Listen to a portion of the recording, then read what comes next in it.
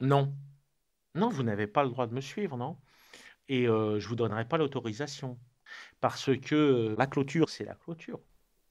C'est, un lieu où seuls les frères peuvent avoir accès, justement pour qu'ils soient libres de vivre leur vie de solitude sans être dérangés et je préfère donc, prendre les photos moi-même.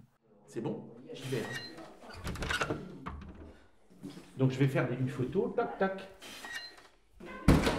Alors j'ouvre la porte, il y a le cloître donc qui donne accès à ma cellule. J'y suis après avoir passé le couloir des pères âgés, la pharmacie et puis là, j'arrive tout de suite à ma cellule. Ah, non, il y a pas grand-chose. Il y a un petit coin prière, un lit, une armoire, un bureau où je fais ma lectio divina et point final.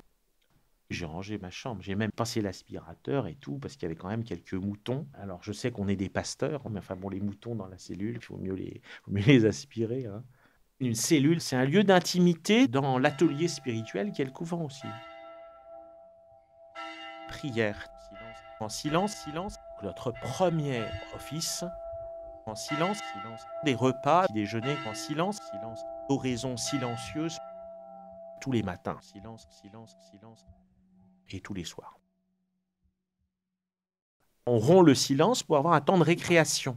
On joue un peu à la pétanque, on se donne des nouvelles des uns et des autres. Sainte Thérèse d'Avila disait, c'est vraiment un acte communautaire très important, la récréation.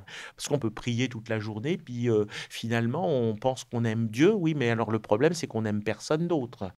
Non, on n'est pas des grands calmes. Alors je sais que maintenant, la vraie religion, c'est le bouddhisme. Évidemment, on est zen, on est gentil avec tout le monde.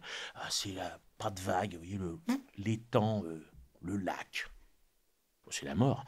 Non, la colère au sens de se mettre en pétard contre l'injustice, c'est demandé par le Seigneur.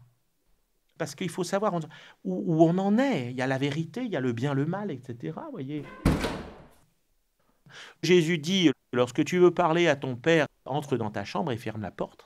Et prie ton Père qui est là dans le secret.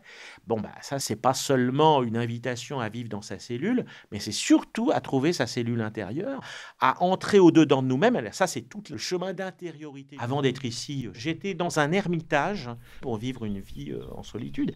Pour moi, l'idéal de la vie ermitique, c'est pas ici, puisqu'on n'est pas ermite au sens strict. Par essence, un ermite, il vit seul avec Dieu, et c'est ça le désert. La terre conjuguée avec le ciel. Ici, vous arrivez, bon, bah, bye bye, quoi.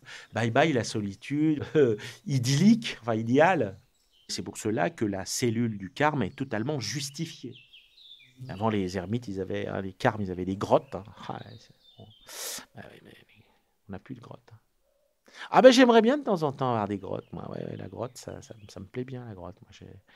Mais enfin, c'est pas toujours chauffé l'hiver, hein, donc.